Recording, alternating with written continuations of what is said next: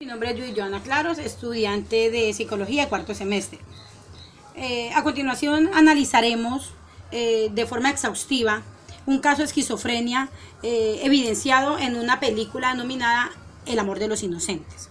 Según los manuales del CIE-10 y el DSM-5, cada uno categoriza esta enfermedad, pero no de forma muy distinta, más bien tiene similitudes el uno y el otro. Según el CIE-10, le da un código, la letra F y el número 2, y lo denomina como esquizofrenia, trastorno esquizotípico, trastorno de ideas delirantes. El DSM-5 lo toma en el numeral número 5 y lo define como esquizofrenia y trastornos psicóticos. Entonces, a continuación, analizaremos el rol de esta joven dentro de la película y empezaremos con las actividades sociales que esta desempeñó dentro de la misma. Esta joven, el rol que desempeñó fue el de una joven que vivía con su hermano, que le gustaba la pintura, que le gustaba dibujar y hacer su desayuno. Entonces, después de esas actividades sociales vienen esas relaciones sociales que ella tiene con su hermano, que es la persona que tiene más cercana, con quien vive, con quien dialoga, con quien tiene conversaciones. Entonces, hay un joven que entra a vivir en su casa por circunstancias pues no las mejores, y es con él con quien también entabla una serie de relaciones, tanto así que al final él termina enamorándola. Esos temas de conversación, incluso con el hermano, se dan muchas veces de forma pues no tan amena, porque terminan en disgustos, ya que él le quiere hacer ver las cosas y ella se exalta y deja ver, evidenciar su trastorno, y terminan discutiendo. También se dan unos temas de conversación, y son los que ella entabla con su hermano y con el joven, ¿cierto? Temas de conversación, obviamente los que sean con el hermano son distintos a los que sean con este joven, pues porque este joven ya comienza a preguntarle más sobre su vida personal, qué le gusta, qué no le gusta, le enseña a hacer sándwich con la plancha, etcétera, etcétera, ¿cierto? Las conversaciones con sus hermanos obviamente son distintas. Bueno, luego existen una clase de criterios que tenemos, los de reconocimiento y los de rechazo. Primero hablaremos de los de reconocimiento. Dentro de los de reconocimiento podemos decir que en esta película, que es muy bonita, se deja ver que esta joven pues no tiene muchos amigos, ¿cierto? Que solamente cuenta con su hermano y ahora con el joven que vive en la misma casa, y pues son con quien más se relaciona y pues como con los que más tiene ese lazo familiar y afectuoso.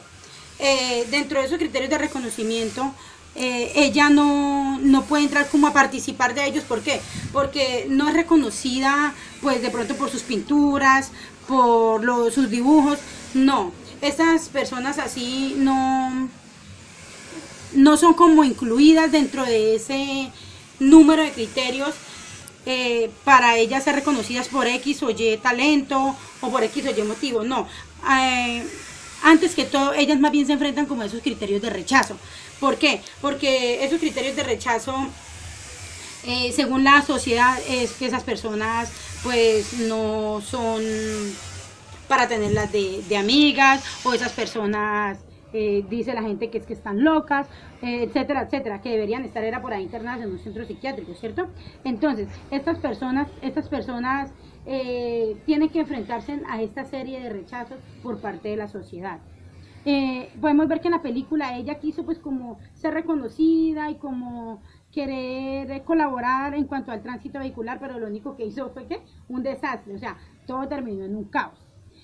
También existen una serie de elementos para que se dé ese problema, ¿cierto? Dentro de esos elementos tenemos que son esos criterios de diagnóstico o los mismos signos de alteración. Según el CIE-10 y el DSM-5, estos manuales nos dicen que este trastorno presenta esos signos. ¿Cuáles signos? Pues el de alucinaciones, que del discurso desorganizado, alteraciones, entre otros, ¿cierto? Entonces, claro, estos signos o estos síntomas son los que nos llevan a decir, bueno, esta joven padece este trastorno, ¿cierto? Y lo podemos meter en las escalas de los manuales. tanto el CIE-10 como el DSM-5. También existe una discapacidad específica en el rol, que es que estas personas con trastornos tienen que enfrentarse ¿a qué? A que no las contraten tanto a nivel laboral. ¿Por qué? Porque en un lapso de 5 a 6 meses dejan ver o evidenciar su trastorno y entonces son posiblemente despedidas. Entonces ellas se tienen que enfrentar más que todo como a ese desempleo laboral, porque son vistas de que como son locas, entonces pues no sirven, no pueden desarrollar una actividad específica. También existe una serie de relaciones psicosociales. ¿Cuáles son? Que estas personas a lo largo de la historia han tenido que vivir como ese trauma en que no son aceptadas dentro de una sociedad y no son vistas de forma normal, dicen que de pronto ya representan un peligro para la sociedad, bueno, etcétera, etcétera, ¿cierto? Entonces, ¿qué? Estas personas todas deben enfrentarse a esa serie de rechazos por parte de la sociedad. Aunque eso no debería ser así, ¿cierto? Porque para ello existen una serie de terapias o de mejoramiento o la mejor calidad de vida. Entonces, de todas maneras, quedo muy agradecida con la red de tutores. Muchas gracias y muy amables.